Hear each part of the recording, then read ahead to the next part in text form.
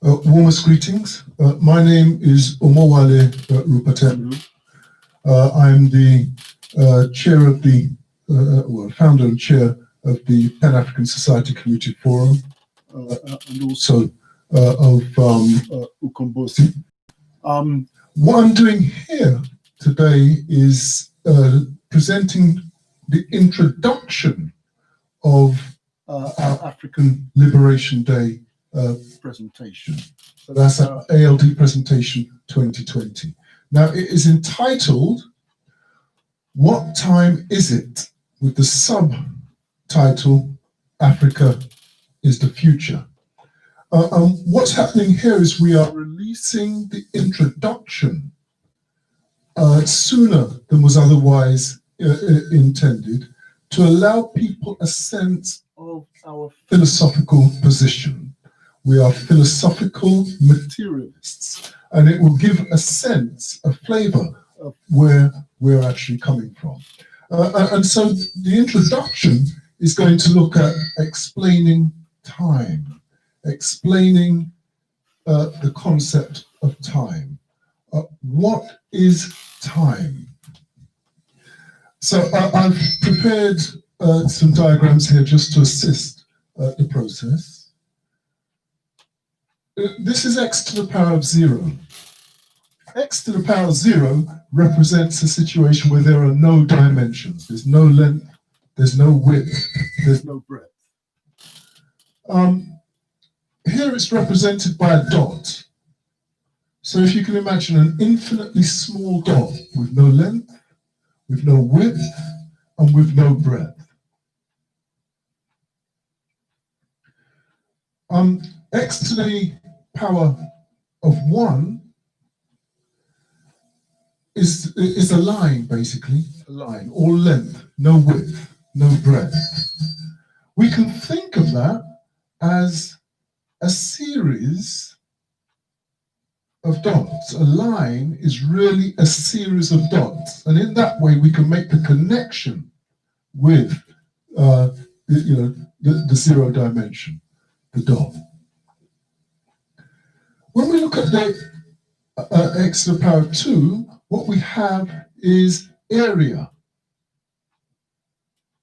And we can think of area not only as length and width, but as a series of lines, which are really a series of dots arranged next to each other. So we can see that there are a series of dots here, and a series of dots if you look at it the other way. So it's a series of lines, length and width. So we have area. And then as we move to the third dimension, x to the power of 3, we have volume.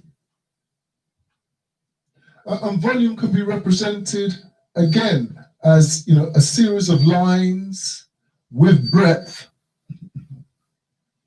all piled on top of each other or all piled next to each other.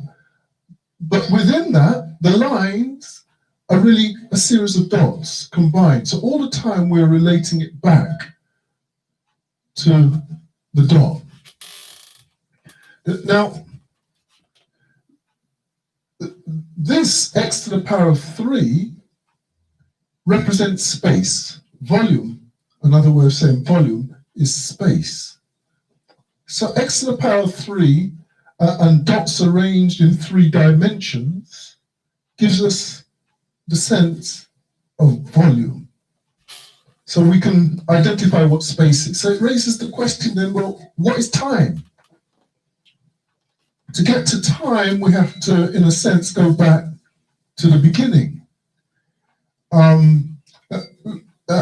to understand that everything in the universe is moving all of the time, that stillness doesn't really exist, that everything is moving all of the time.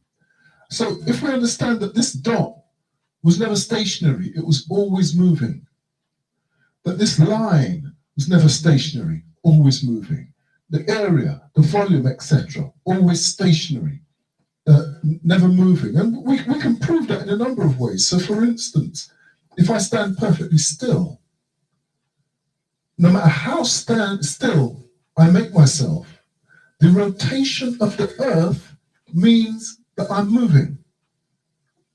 And then inside of me, there are atoms. And those atoms are not still. Because there is movement, physical movement in those atoms, and there are also the movement of forces inside of those atoms. So everything is moving all of the time. And as we relate it to volume here, these arrows are an attempt to show that there is movement, external movement, and of course the atomic movement is the internal movement. Now, time is the measurement of that movement. That's what time is. It is the measurement of that movement. So, as the moon rotates around the earth, it gives us a certain measurement. As the earth rotates around the sun, it gives us a certain measurement. As the earth rotates on its own axis, it gives us a certain measurement. And so we can use those as indicators to measure the motion of time, to measure what in effect is the movement of matter. And of course, internally, looking at the atoms, scientists have actually discovered that they can make more precise measurements of time, given the right equipment, than even looking at the entire universe. So time is the measurement of movement, and it's the measurement of the movement of matter. Important to understand this point.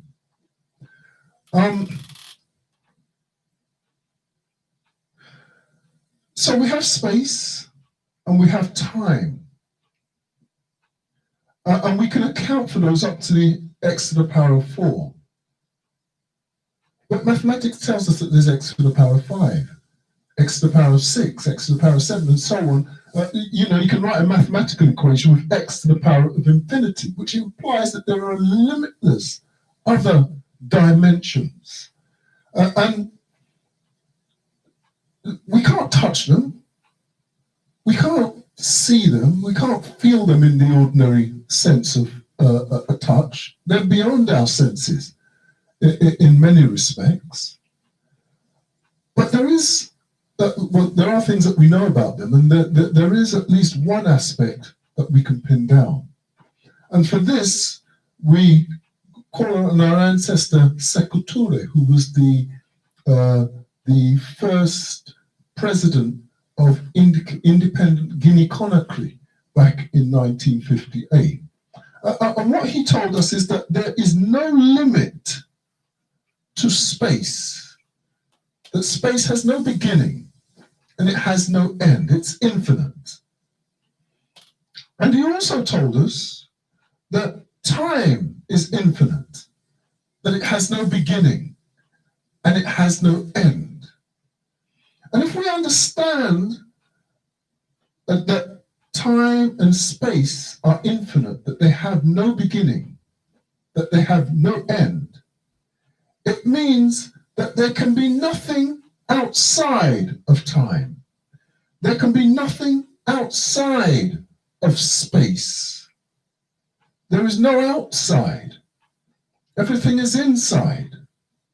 And so that means that we can deduce from that x to the power of 5, x to the power of 6, even if we don't know precisely what they are, x to the power of infinity, even if we can't tangibly explain what it is, we can understand that it is inside space and time. And so this is one of the reasons why our ancestors told us that we must look within, because there is no outside. We must look within. And when we do that combination of time and space, in essence, what we have is nature. And we know that everything else is in time and space. So all of the other dimensions are also in nature. Now, nature, we can think of nature as the universe. That's the same thing. We can think of nature as matter in its entirety. That's the same thing in a nutshell.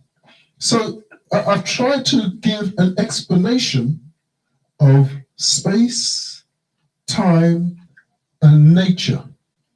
And one of the reasons for looking at the question of what is time is if we do not understand what time is, that time is the measurement of the movement of matter, of material.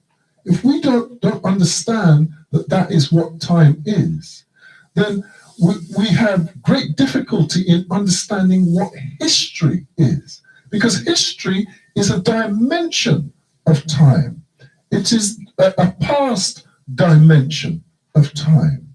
And so from this vantage point, from this scientific base of integers, history becomes the record of previous or past measurements of movement of matter, past measurements of the movements that have occurred in nature. And of course, human beings are a part of nature. So that was an explanation of what time is, and one of the reasons why it's important to understand what time is. When we do the remainder of the presentation, and the remainder of the presentation is going to be happening this Tuesday, that's Tuesday the 30th of June at 7 p.m. We will be taking up from this point.